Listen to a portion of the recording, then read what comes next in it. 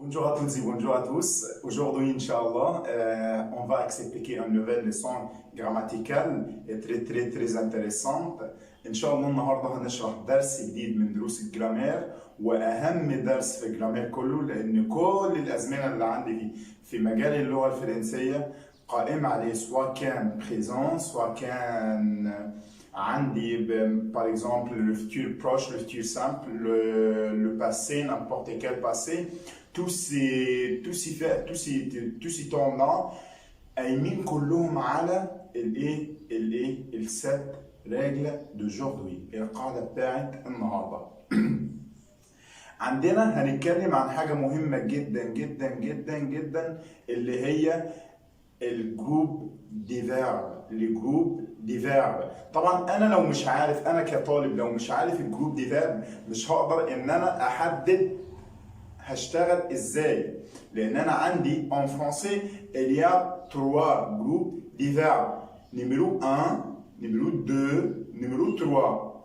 عندي البريمير جروب وعندي deuxième جروب وعندي troisième جروب. طب نمسك الاول البريمير جروب. هلاقي ان البريمير جروب عندي se termine par er. يبقى الفعل عندي في المجموعه الاولى او البريمير جروب بينتهي بالايه؟ بالاي ار. طب الاي ار دي دي بنسميها الايه؟ الترمينيزون بتاعت الفيرب. ازاي؟ هلاقي ان اخر حرفين من الفيرب les dernières deux lettres مشتركين في كل الفيربات بتاعت الايه؟ بتاعت البريمي جروب. طيب تعالى كده معايا، عندي فيرب زي فيرب aimer، فيرب adorer، verbe parler، verbe chanter، وعندي verbe manger، nager، plonger، corriger. وعندي فيربات تاني زي verbe مثلا chanter، danser، وهكذا. بكل الافعال دي هبص كده هلاقي ان انا عندي في نهايه الفيرب er اتسترا. كل الافعال دي منتهيه بالايه؟ بالاي ار. يبقى كل فعل انتهى بالاي ار برافو، كل فعل انتهى بالاي ار يكون ايه؟ يكون بريمي جروب. ما عدا مين؟ عندي فيرب ايه؟ الي. عندي فيرب الي الشكل بتاعته والفورم بتاعته بريمي جروب، بس هو مش ايه؟ مش بريمي جروب. لما بنيجي نصرفه او بنيجي نتعامل معاه كتروازيم ايه؟ جروب، كمجموعه ثالثه.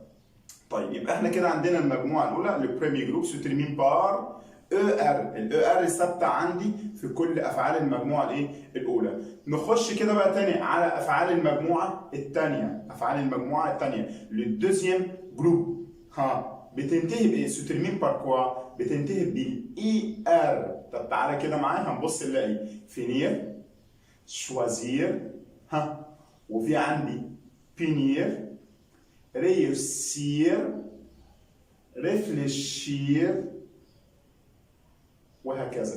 tous ces verbes là هتلاقي برضو la même terminaison، نفس النهايه مشتركه معايا في كل الايه؟ الفيربات. بص كده اي ار كلهم بينتهوا بالايه؟ بالاي ار. طيب ده بالنسبه للمجموعه الثانيه. بعد كده عندي المجموعه الثالثه.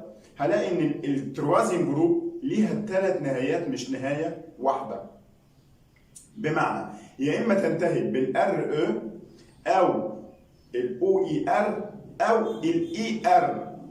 تمام؟ طب نيجي نمسك الار هبص ان انا الاقي عندي فيرب زي فيرب اتر، وعندي فيرب زي فيرب فير، وعندي فيرب زي فيرب برومبر، وعندي فيرب زي فيرب بوار. كل الافعال دي كده بتنتهي بالايه؟ بالار. طب ممكن التروازيم جروب يكون ليها نهايه تاني اللي هي ايه؟ الاو اي ار. طب تعالى معايا كده بص على فيرب فوار يرى. حط لها كده اصبحت عندي افوار بمعنى يملك او عنده، فيرب تو هاف. طيب انزل تحت كده حط لها اس تاني تطلع عندي سافوار. انزل كمان بوفوار وهكذا. يبقى انا كل الافعال اللي موجوده عندي دي كده بتنتهي بالاو اي ار. يبقى سي لا ميم تيرمينيزون بنسميها افعال المجموعه لتروازيم ايه جروب.